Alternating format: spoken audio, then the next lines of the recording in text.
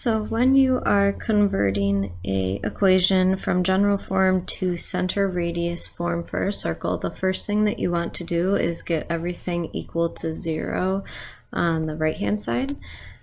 So what I'm going to do is I'm going to be moving those terms so that I can have my equation equal to 0. So I would subtract 55 and subtract 10y from both sides. And when I do that subtraction, I'm going to rewrite my left-hand side starting with that x squared. Then I have the 2x plus y squared minus 10y minus 55. So I'm grouping there the x terms in the very front, and then the y terms second, and then the constant number. At this point, we are actually going to move that constant back over, so I'm going to add 55 to both sides. And now when I rewrite my left-hand side, I'm going to have x squared plus 2x, and then I'm going to leave a blank space. And we'll be filling in that blank.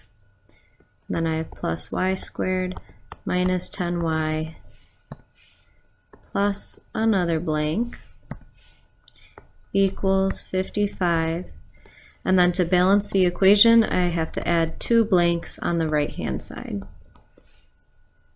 So at this point you are really completing the square 2 different times. So you're going to complete the square for your x values and then for the y values.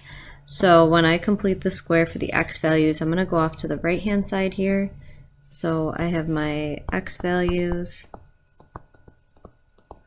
and that is when I start listing like b equals 2, b over 2, or b divided by 2 is 1, and then b over 2 squared is equal to 1 as well. And then when I do that same process for my y values, I have b equal to negative 10, b over 2 is equal to negative 5, and negative 5 squared is equal to 25. So what I'm going to do now is I'm going to take this b over 2 value that we got from both the x and the y values, and we're going to substitute them in to those blank spots. So the b over 2 squared value that we got from our x values is going to fill right into the blank that's directly next to those x values. The 25 will fill into the one next to the y values, and then I will continue on the right hand side. Okay, so now I'm going to rewrite each of these trinomials. So I'm kind of grouping them, just looking at my x values.